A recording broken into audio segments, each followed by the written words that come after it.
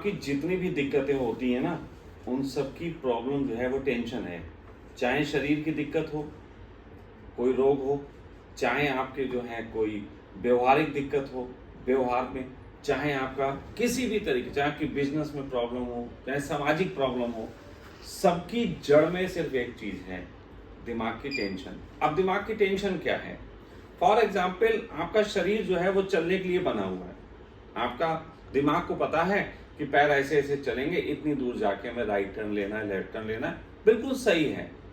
दिमाग इसके लिए बना हुआ है और वो करेगा उसी काम को। अगर शरीर में कोई दिक्कत होगी, दिमाग को पता है कि कौन से ऑर्गन में कौन सा केमिकल भेजना है और इसको हमें ठीक करना, सब पता है उसको।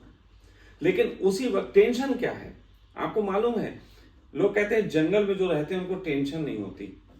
उनको टेंशन इसलिए नहीं होती क्योंकि उनके पास इमोशंस नहीं होते। अब इमोशंस कहां से आते हैं? एक सामान्य से जीवन में इमोशन कहां से आ जाते हैं? इमोशन आते हैं जब हम सामान्य जिंदगी के झंझटों से हट के जिंदगी को ख्वाब के रूप में देखने लगते हैं, फाल्स के रूप में देखने लगते हैं। जैसे हमने एक मूवी देखी और मूवी में देखा कि फला लड़का फली लड़की को प्रेम करता है, अब बोले क्या ऐसा हमें भी कोई करे, अब आ गया इमोशन। एक लड़की सोचने लगी मैं भी ऐसी सुंदर दिखूं, आ गया इमोशन। एक लड़की सोचने लगी मुझे तो कोई प्यार नहीं करता, आ गया इमोशन।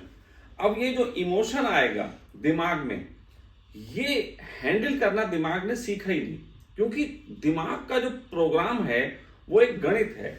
उस गणित में इमोशन को हैंडल करना नहीं सीखा गया। वहां पे दिमाग की कार्य प्रणाली जो है वो अस्त व्यस्त हो जाती है। ये ऐसा ही है जैसे कि आपके कंप्यूटर में वायरस लग जाना। वायरस एक ऐसा प्रोग्राम है जो कंप्यूटर को सिखाया नहीं गया भाई, इसीलिए तो वायरस उसे बोलते हैं। जो चीज उसे सिखाई गई है उसे प्रोग्राम बोलते हैं, और जो चीज उसे सिखाई नहीं गई है और वो आ गई है उसे वायरस बोलते हैं। तो मस्तिष्क में इमोशन वायरस की तरह होता है। अगर हमारे दिमाग में वायरस लगेगा तो हमारे जीवन में दिक्कतें होंगी, हमारे शरीर में दिक्कतें होंगी, हमारे व्यवहार में होंगी, हमारे घर परिवार में होंगी, हमारे समाज में होंगी, हमारे व्यवसाय में भी होंगी। इसलिए अगर इंसान को ये चाहिए कि वो अपनी जिंदगी को अच्छा रखे तो उसे ज्यादातर सोच अपनी व्यवहारिक बनानी चाहिए, इमोशनल नहीं होना चाहिए। अंत में मेरा सिंपल सा एक चीज कहना है कि इमोशन व्यक्ति को मैं मूर्खों की श्रेणी में रखता हूं, और एक मूर्ख दोस्त से अच्छा है एक समझदार दुश्मन। मूर्खता अच्छी नहीं है, दिमाग में इमोशन का होना अच्छा नहीं है। अब बहुत से लोग कहेंगे कि हम इसे अपने को दूर कैसे करें। चलो एक छोटा सा प्रयोग बता देते हैं आप लोगों को।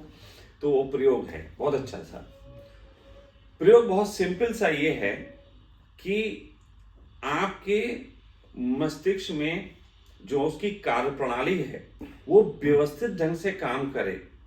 उसके लिए जरूरी है कि आपके नाभि केंद्र का अच्छा होना, क्योंकि आपके शरीर में नाभि से ही सब कंट्रोल होता है, दिमाग भी उससे कंट्रोल होता है।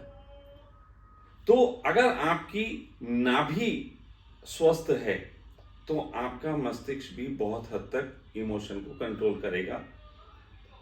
और नाभि स्वस्थ होने का एक तरीका, कई लोग कहेंगे नाभि में तेल लगाओ, ना जाने क्या क्या, कुछ नहीं।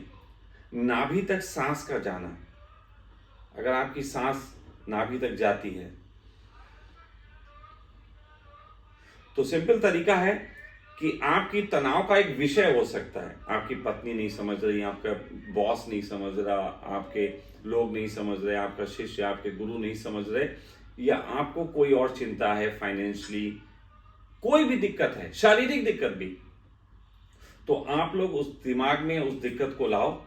कोई भी दिक्कत है जो भी, उसके बारे में चिंतन करो और नाभि तक सांस लो।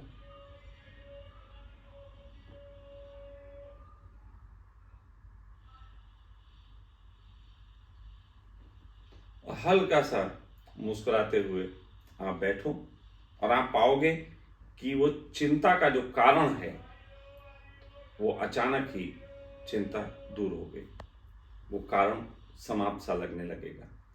तो अगर आप दिन में जब जब आप पे तनाव हो इस तरीके का प्रयोग करें तो बहुत से लोग इसमें डिप्रेशन में जाने से बच सकते हैं, बीमारियों में जाने से बच सकते हैं, या जो बीमारियां हैं या तनाव हैं उनसे भी दूर हुआ जा सकता है। और ये मैं प्रयोग इसलिए बता रहा हूं, सामान्यतः लोग मुझसे पूछते हैं बहुत सारे आप छोटे छोटे टिप्स दें। मैं जब भी कोई टिप्स दूंगा तो वो ऐसा दूंगा जिसके हानि कोई ना हो। इसे करने से किसी को कोई हानि नहीं। हाँ, किसी को हो सकता है लाभ बहुत ना मिले, लेकिन हानि नहीं मिलेगी। कोई ठीक से नहीं कर पाएगा तो उसको लाभ नहीं मिलेगा। तो ठीक से अगर करेंगे तो लाभ भी होगा, लेकिन हानि बिल्कुल नहीं होगी।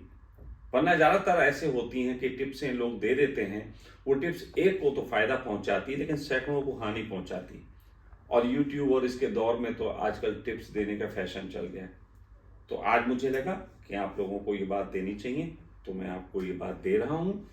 फिलहाल आप लोग इसका लाभ उठा सकते हैं।